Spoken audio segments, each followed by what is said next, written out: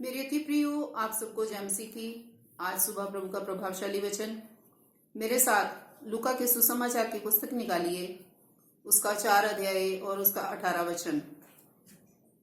प्रभु का आत्मा मुझ पर है, इसलिए कि उसने कंगालों को सुसमाचार सुनाने के लिए मेरा अभिषेक किया है, और मुझे इसलिए भेजा है कि बंधुओं को छुटकारे का और अंधों को दृष्टि पाने का सुसमाचार प्रचार करूं और कुचले हुओं को छुड़ाऊं।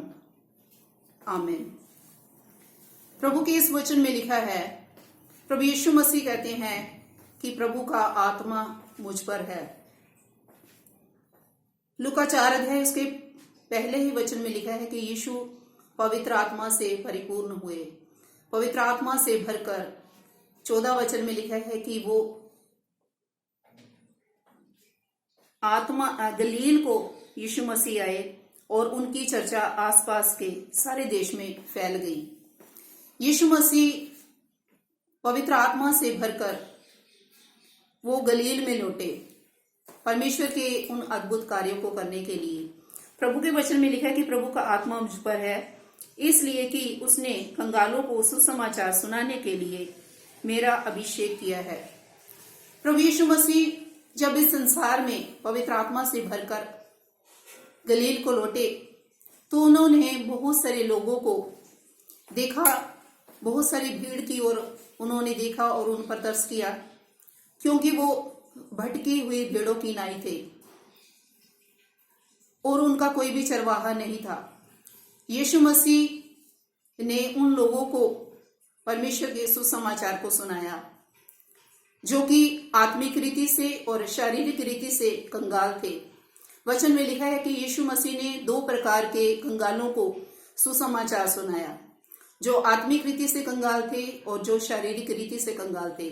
और प्रभु यीशु मसीह ने जब उनको वचन सुनाया और उनकी आत्मिक कंगालीपन को प्रभु यीशु मसीह ने दूर किया और उन लोगों को खाने के लिए भोजन भी दिया जो सामाजिक रीति से कंगाल थे।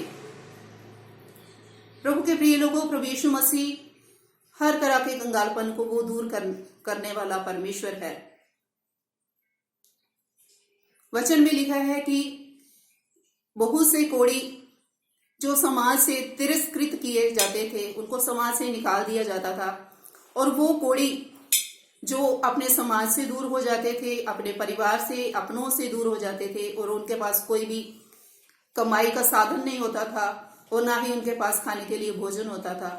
लेकिन प्रभु यीशु मसीह ने उन कंगालों पर भी, उन कोढ़ियों पर भी परमेश्वर ने तरस किया और उनको छू के चंगा किया ताकि वो अपना काम काज कर सके। इस तरह से परमेश्वर ने उनके कंगालीपन को दूर किया।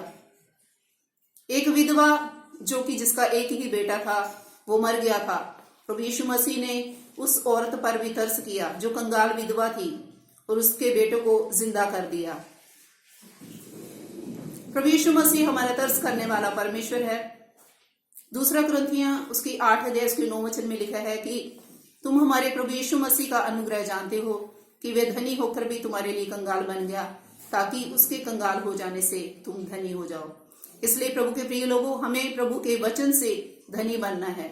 धनी वो नहीं है कि जिसके पास संसारिक धन है, क्योंकि संसारिक धन होने के अगर हमारे पास संसारिक धन होगा तो हम अपने प्राण को बचा नहीं सकते, हम स्वर्ग में नहीं जा सकते। लेकिन हमें जरूरी है कि हम अपने कंगालपन को प्रभु यीशु मसीह के द्वारा वो पूरा करने पाए। इस वचन से प्रभु आप सबको आशीष और बरकत प्रदान करे। सबको जय मसीह की। प्रभु यीशु, गॉड ब्लेस यू ऑल।